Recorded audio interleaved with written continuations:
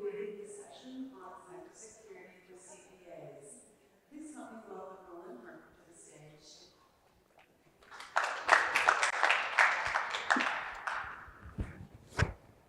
Hi everybody and good afternoon. My name is Roland Parker and I own a computer company called Impress Computers, and we do IT support for businesses. We've been in the Houston area for 23 years, although my wife and I started the business 33 years ago in a country called Zimbabwe. And in 2003, we decided to change countries, looked around, and found this place called Katy, Texas. So we formed a company, jumped on a plane and came here, and we've been supporting Houston businesses since then. So CPAs and cybersecurity. For all CPAs, out of everybody in the industry, CPAs are the #1 targets for all the hackers, primarily because you guys hold the keys to the kingdom. You've got everybody's information. If you guys get hacked, they've got everything. So as I say, my wife and I started the company back in 1993. We moved here in 2003, and we've won different awards. We've produced a best-selling book on both AI and cybersecurity, and we help businesses stay secure and backed up. So why are CPAs targets? Well, as you guys know, you have everybody's social security. You've got all of their PII information, their name, address, social security, bank account information. If you get compromised, everything goes. And typically, the average CPA has a smaller budget than most of the big firms. So you're part of the low-hanging fruit that the hackers are going to go after. In addition to that, you've got all of the regulatory pressures that are on you to make sure that you're compliant. During tax season, we know a number of CPAs, business email compromise is a big way that the hackers are getting in. Simple click. Taking a picture of a QR code with your phone could expose your email environment. So if we look at some of the risks that are involved, obviously ransomware. They get in, they've got access to everything. Inside information could be somebody on the inside that leaks it maliciously or inadvertently. And simple clicking on a link, clicking on an attachment, or the new thing that we've seen, QR codes. Did you know that simply by clicking a QR code, if it's a malicious QR code, could expose your environment and the hackers could be in your email? So it's really critical to treat QR codes, clicks, links, and attachments with a lot of suspicion. And then, of course, just surfing the web and having outdated systems. Those are all things that put you at risk. So we've seen a number of things happen. We had one CPA firm come to us. Small firm, 6 people. They thought that they were backed up because they had Dropbox. So they thought Dropbox was a backup. They had backup devices attached to each computer. And they thought, great, we're protected. Unfortunately, what happened? One person clicked on a link. That infected every single computer, and it infected their Dropbox environment. Now, it could be Dropbox, could be OneDrive, could be Google Drive. All of these are cloud synchronization programs. They are not backups.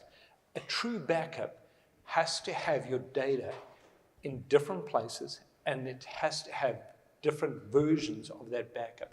So if you get encrypted, you can actually go back to an earlier version. So what happens is one person clicked on a link, every person got shut down. In the end, that CPA firm had to pay the ransom. So unfortunately, once they've paid the ransom, it doesn't stop the hackers from exposing all of this stuff on the dark web. And they're going to do that by default.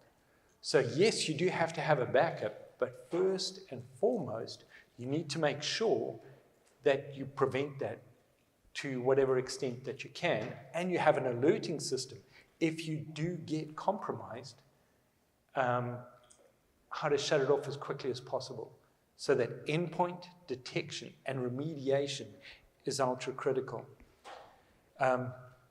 We had another company, business email compromise. The hackers got in. They didn't do anything malicious for about a month until an email went out, and the hackers simply said, they became the man in the middle. By the way, did you know that our banking information had changed? And the company wired the funds to the wrong bank account.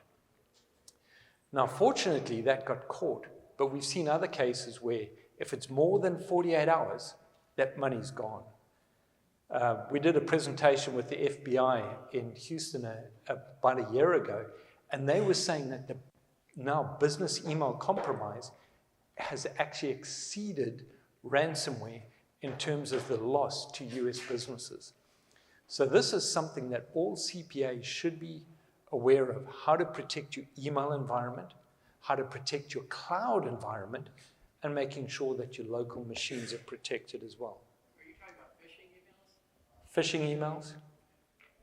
So what happens is you get a link, you get an attachment, or you get a QR code. So we had a company recently, now they had our security stack, but they didn't have mobile device management on their phones. So what happened is that an employee tried to open an attachment, his computer blocked it. He then forwarded it to somebody else. Instead of putting in a ticket, he forwarded it to another employee and said, I can't open this. That person clicked on the QR code with his phone, and within 60 seconds, we actually saw somebody accessing the system. Now, because we managed them, we were able to reset his password, reset multi-factor authentication. But if you're not having somebody manage your email environment on a 24/7, what happens is they'll sit there and you're not going to see anything happen. They're just sitting in your email and they're monitoring your emails going backwards and forwards, and they're waiting for the opportune time to strike. Now, if while they're doing that, they're gathering information, as a rule, nobody should be sending anything, any attachments or any information that has people's social security numbers, bank account information, or anything like that. But people do that. Now, if somebody's in your email system, they're sitting there gathering all of that information. If you're saving your information into things like OneDrive, and the hackers get into your email, they've got access to your SharePoints, they've got access to your OneDrive. So they may not be doing anything malicious that you can see, but they're harvesting data the whole time. So one of the big things, making sure that all your employees have training, that you do the simulated phishing, so you can see who's clicking on the links and attachment, that you've got good backups, and you've got multi-factor authentication on everything. If you log on to any secondary software, whether it's QuickBooks, any accounting software, logging onto your bank, everything should have multi-factor authentication. By default, it should go through. And it's better to get away from 2FA, where it sends a code to your phone, and actually have an authenticator app that generates a code that you then put in. So your email, any applications that you do online, including your QuickBooks and your banking information, should have multi-factor authentication. The other downside, making sure that everything is patched. Do you have the latest updates? Weak passwords. Do you have a secure, complex password, and do you have a password manager that manages all your passwords in a secure vault? Or do you fall into the trap of a lot of people where they save their passwords in their browser? If you save your password in your browser and your browser gets compromised, guess what? The hackers have got every single password. And sometimes people fall into the trap of it's easy to have the same password for 20 different applications. The downside to that, if you've got the same password for multiple applications and one of those passwords gets compromised, they're going to try that same password on everything until they get in. So, complex passwords and multi-factor authentication, and making sure that your phones are protected. Because your phones these days are mini computers. They can do pretty much everything a computer can do. And if your phone gets compromised, we've seen a text message come through, and the person now has got access to your email. QR codes. It's becoming more and more prevalent, especially if you get a QR code in an email. That's a red flag to go, wait a minute. Whatever you do, don't click on that QR code. And of course, the normal phishing emails, links, attachments. One of the big things, not just clicking on links, but if you ever, where it gets you to put in your credentials. Oh, by the way, we need to update your Microsoft, and the employee goes along and enters the email and password. What they don't realize is that what they've just done is that they've given away the Microsoft credentials to the hackers. So normally what you want to do is identify all of your assets, protect everything with access control, multi-factor authentication. Are your laptops encrypted? If your laptop were to get stolen, is it encrypted, or do you have a way of locking it remotely? Yeah. What does it mean to encrypt a laptop? I know what encrypted email is, secure email. What's encrypting a laptop? So what happens is your hard drive should be encrypted so that you have an encryption key to be able to get into it. Okay, is it like typing a password? How do you unlock the encryption? So you can put in your password, you can have a USB key. So there's two ways of doing it. One, where it's actually done through BitLocker, which is part of your operating system. It's the same way that the hackers actually use encryption. But this way, you're actually legitimately putting in place at the base level when you set the machine up. The other way is to have something like Threat Locker, which is a zero trust. And what happens is if it gets stolen, you can remotely lock the machine down so nobody gets access to it. Because we see it happen all the time. Somebody stops, goes to pick up food on the way home, the guy smashed the window, grabbed the laptop, and it's gone. So it happens all the time. You've got to have a way to make sure. If your laptop gets stolen, you have to have a way to lock it down or prevent them from getting it. Because your regular Windows password can be hacked within minutes. But there's an encryption password. Correct. So then you have your detection, 24/7, endpoint detection remediation, and having a SIM that's actually monitoring that information. And your response, how quickly is your IT company responding? So if you're in the situation where you say, you know what, I'm going to call my IT guy when I have an issue, you're not really protected. Because by the time he responds, if he doesn't have a way of getting those alerts and actually locking your machine down remotely, by the time you call him, it's too late. If he can't remotely lock your machine, it's useless to you. If you get hit with ransomware and you don't have any data, he's useless. There's nothing he can do. So you have to have an IT firm that monitors your system on a 24/7. Because if somebody's going to hit your system, the chances are they're going to be in there at 2 o'clock in the morning while you're asleep.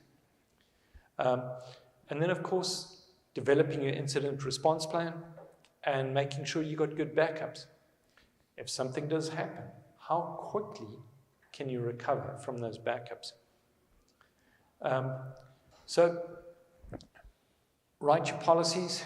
By now, everybody should have a written information security policy, your WISP. You should be doing that with your IT company.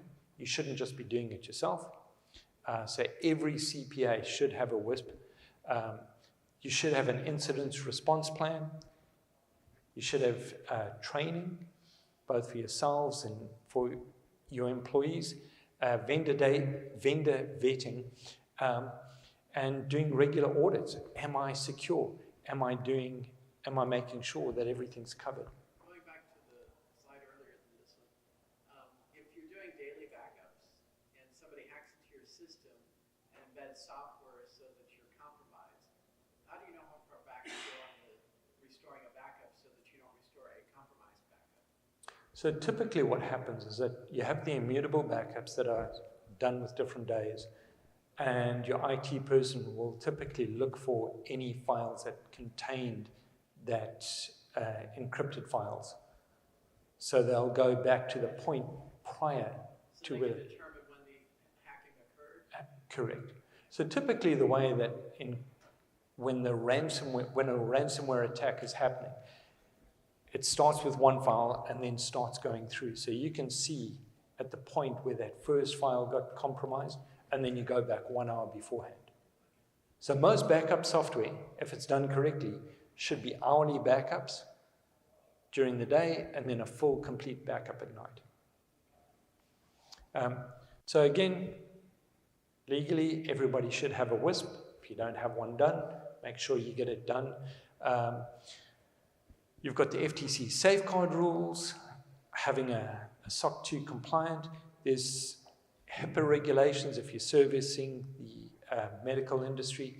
There's all of these regulations, but you're CPAs. You're busy. You're preparing taxes and doing stuff for people. You've got to have a partner that you can work with that's doing all of these things.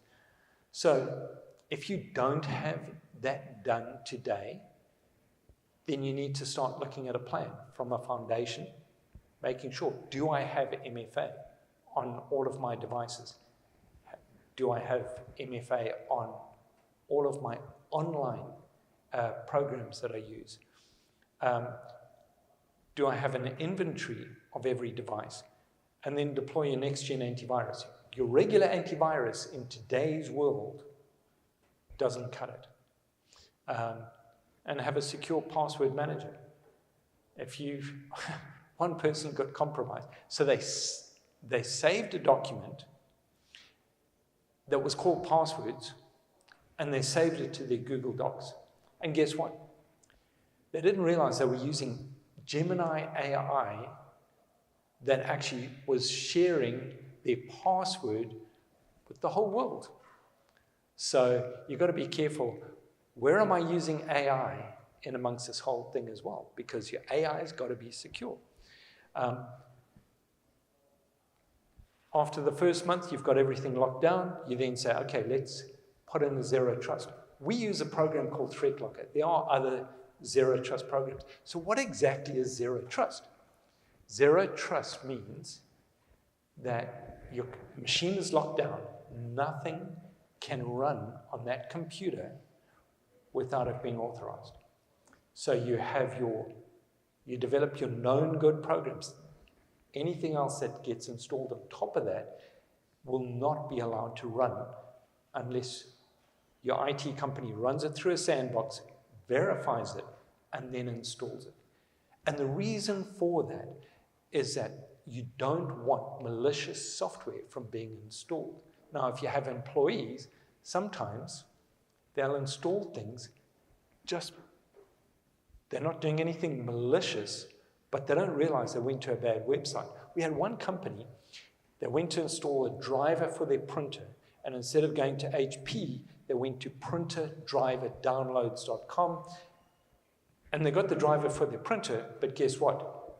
They gave the hackers a back door.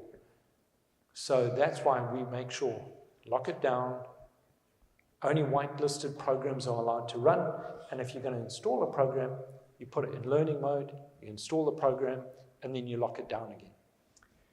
In addition to having your known good programs whitelisted and not allowing anything else, you also ring fence them.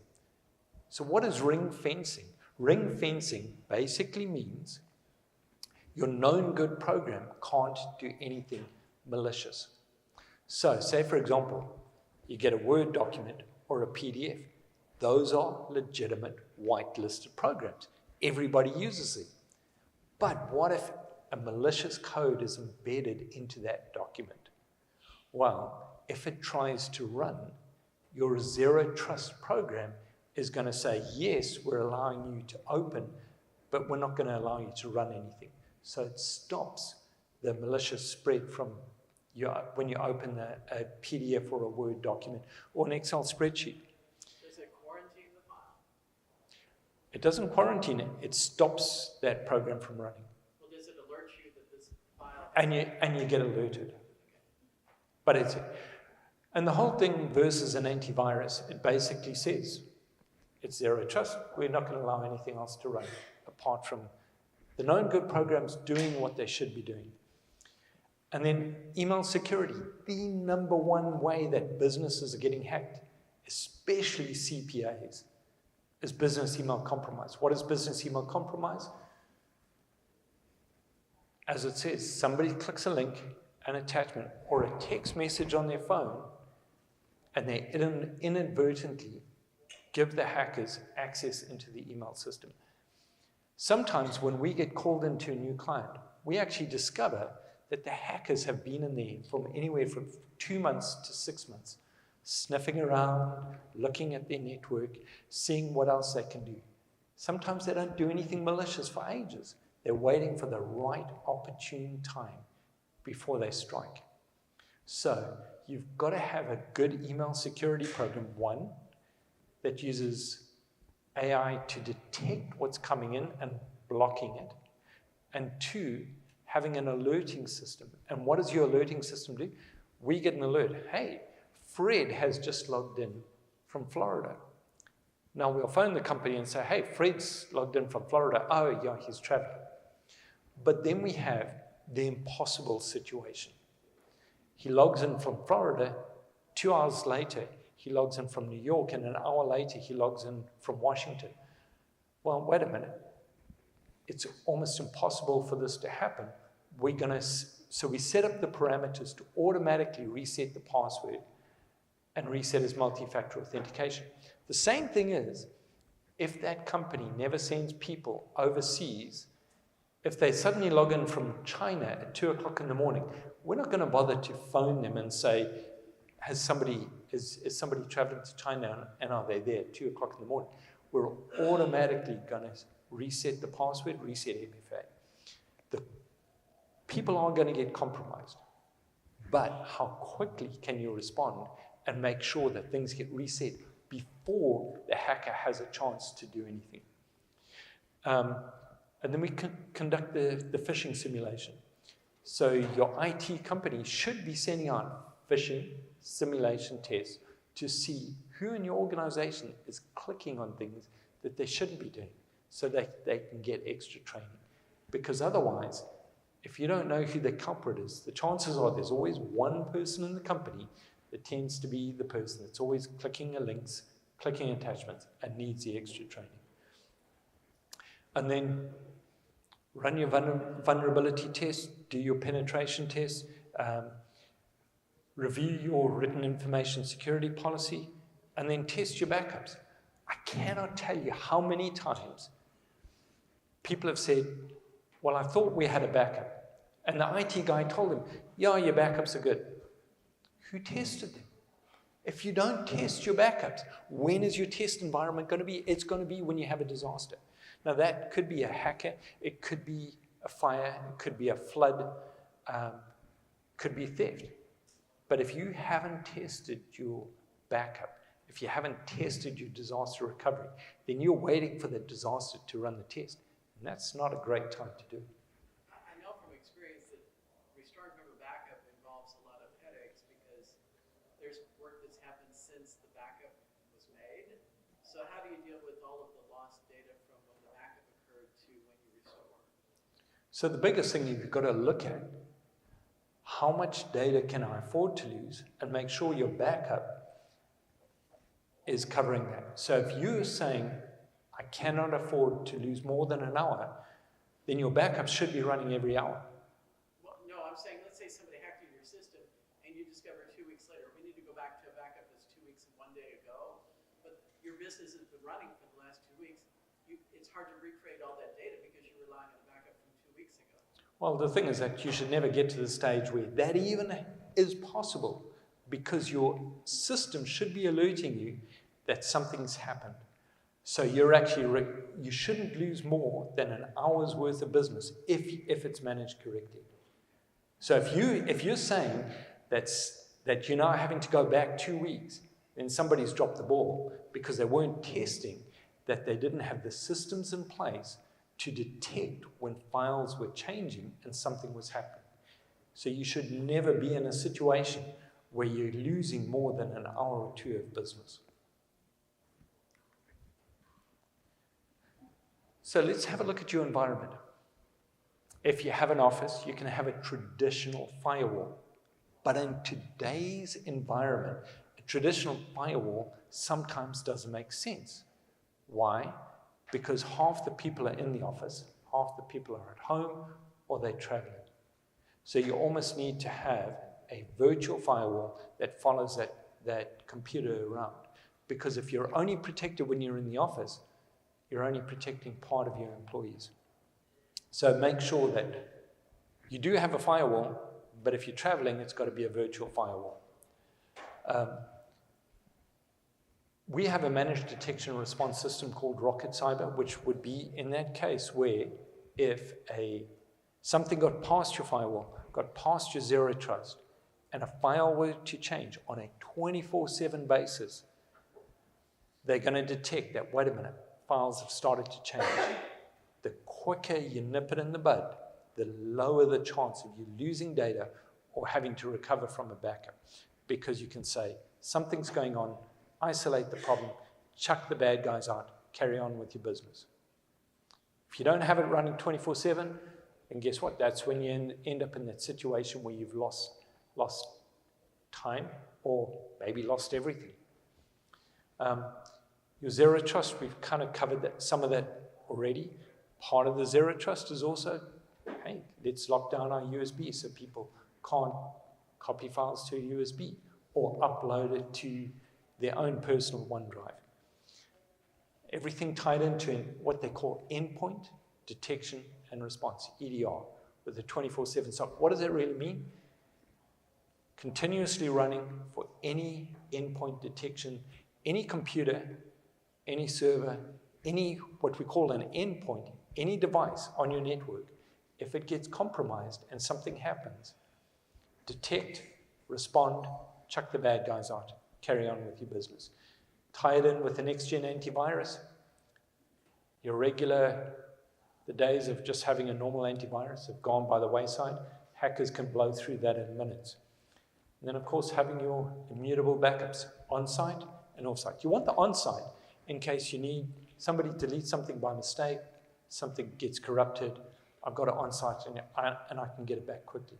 But you want it off-site in case the whole place burns down, you have a flood, theft, somebody comes in and steals everything. No problem, I've got everything backed up. Grab another computer and you carry on with your day. If we look at your cloud environment, because the previous slide was more about your physical computer, your server, that type of thing. But your cloud environment, your Microsoft 365, having multi-factor authentication, I've spoken about it a couple of times, so critical in today's environment. Every piece of software that you access should have multi-factor authentication. Duo is one of the programs that you can add to that, but at least have some type of authenticator app running. Email security, all CPAs should have that next generation of email security. And one of the reasons for that is, one, detecting the type of emails coming in. They're looking so good that they can make it look like exactly like it says that it's coming from somebody, but they've changed the URL slightly. So if you had DRL CPA and they'll put DRLL CPA or DRI CPA, and the human eye doesn't detect it. So you've got to have the email security that says this looks like a phishing attempt. In a big banner, that you can detect, oh, wait a minute, somebody's spoofed. The other thing with the new email security programs, it's going to detect if somebody inside your organization is sending out that PII. So something's going out that's got a bank account information, that's got a social security number. That shouldn't be done except behind a secure email or uploaded into your portal. So if they're sending that information out, somebody goes, oh, you want your tax returns? Here's your tax returns. And they email it. That should never happen. So if somebody in your organization tries to send it out, the email program should stop it, send it for authorization, gets authorized, and then you determine, okay, wait a minute, you shouldn't be doing that. And it just prevents things from going out that shouldn't go out. Prevents the spoofing. Lets you know, hey, wait a minute, this is coming from somebody else that it's not legitimately coming from that company. And then your SAS alerts, that just alerts you, wait a minute, something's changed. Somebody's changing the settings in your email background. That shouldn't happen. Somebody's logged in from outside of your normal environment. And just have those parameters where if they're suddenly in Dallas and they were in Houston, just verify that they are legitimately in Dallas. But if they're outside the country and that person's not traveling, you've got to change their password and reset MFA straight away. And your emails, your OneDrive, your SharePoints, your Google Drive should be backed up. So many people go, well, it's in the cloud, so it's a backup. It's not a backup. Microsoft, Google, Dropbox are going to tell you, yes, it's stored in their cloud, but they are not backing it up. You have got to back it up. So if you don't back up your emails, if you don't back up your OneDrive or your SharePoints, if the hackers get in there, if somebody deletes something by mistake, once it's gone, it's gone. And so just like you have a backup of your computer, your backup of your data, you've got to have your backup of your email and your SharePoints. Now, if you've got a bigger firm and you've got a network and you've got a server, you should be doing vulnerability scanning, penetration testing, and of course, now you get into compliance reporting. So as you get bigger, there are certain requirements that will require you to actually adhere to those compliance. So when we look at it at a glance, on-premise, having a physical firewall, your zero trust, meaning nothing's going to get installed without being authorized, your MDR, managed detection and response, your EDR, your next-gen antivirus, and having your backups, your cloud, multi-factor authentication, email security, your SAS alerts, and your cloud backups. So at a glance, if you have all of this running, you've got peace of mind knowing you've got security, you've got backups, you've got the alert systems. Because that's how everything should operate. At the forefront, I want to be secure. If they get past the defenses, I need an alerting system to alert me if something's going on. And finally, if something gets past all of that, I've got my backups. And how quickly can I recover from my backups? Backups have got to be tested, and you've got to make sure, how comfortable am I? If you're only backing up once a day, expect to write off one day. If you don't want to be down for more than one day, make sure that your backups are running all the time and you've got hourly backups. So one of the things we hear all the time, it won't happen to us. We're too small. The hackers are not going to come after us. Well, guess what? The hackers, if they're going after a big company, are going to be laser focused in targeting them. Everybody else is low-hanging fruit. Mass emails, mass distribution. All they're waiting for is anybody to click a link, click an attachment. And they know that smaller companies don't have the security, don't have the defense systems, don't have the backups. Once they get in there, they're going to try and get all of your information, publish it on the dark web, and hold you to ransom. Now, of course, comes the cost. Well, cost of downtime, cost of possibly paying the ransom, cost of a wire transfer fraud. But in addition to that, what about my reputation? What happens if your client's data ends up on the dark web and it's your fault because you did not protect your systems? If you're dealing with larger firms, they're not going to want that information out there. So they're trusting you to keep their private information secure. So whether you're a one-man band or you've got 10 or 20 people, have a security-first culture.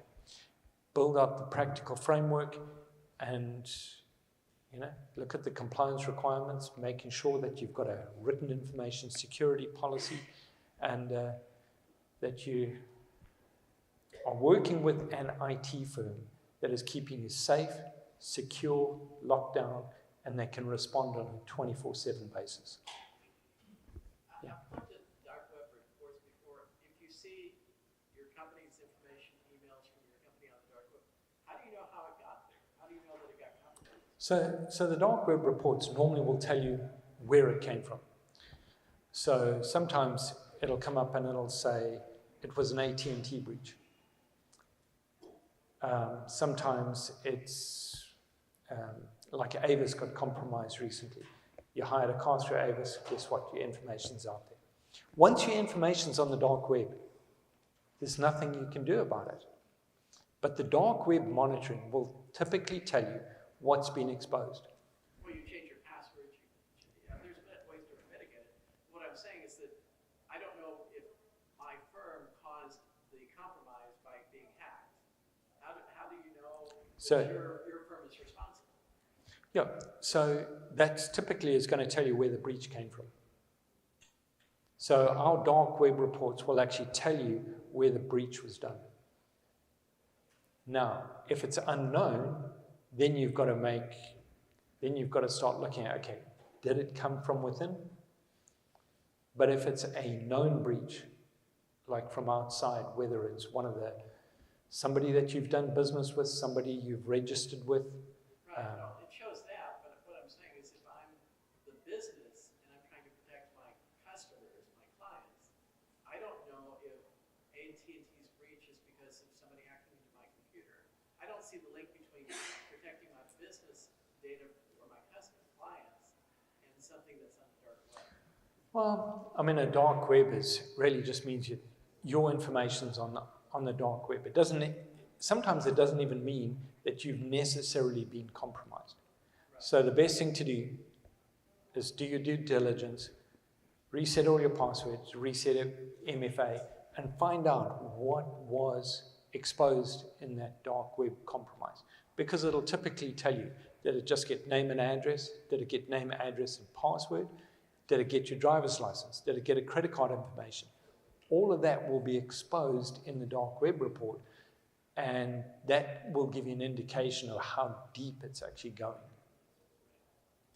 But once it's out there, all you can do is lock your systems down, change all your passwords, and if your social security number gets out there, then you've just got to put your monitoring alerts in place. I was thinking about notifying my clients, we were compromised, you need to change all your passwords.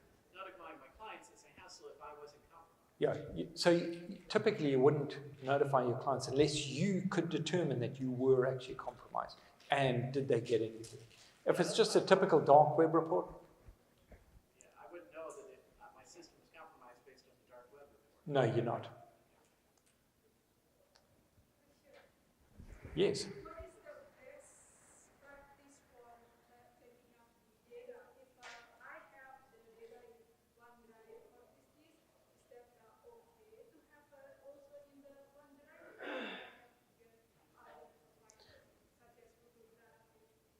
So typically what you want is that you want something, a backup program One of the ones that we use is called spanning, that automatically backs up your OneDrive on an hourly basis.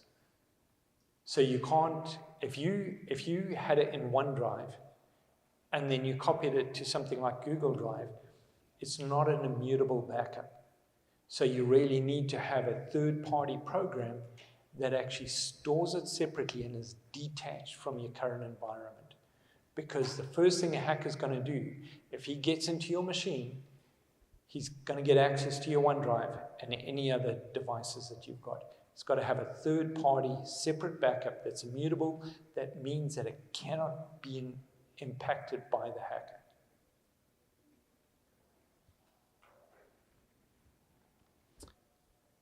All right. Any other questions? How's everybody doing today? At least the rain has stopped, so that's a good sign. Will this PowerPoint presentation be uploaded to the conference website? That's going to be uploaded, yeah. So you can have a look at it. If anybody wants a free consultation, we can sit down with them. Just have a look at the environment. Make sure that it doesn't cost you anything to give you a peace of mind. Am I safe? Am I secure? Do I have the correct things in place to make sure that I'm protected? Yes.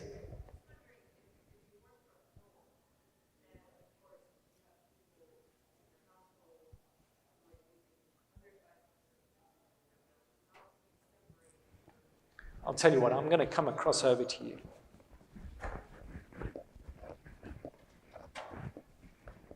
It's a little bit hard to hear from back there. So what was the question?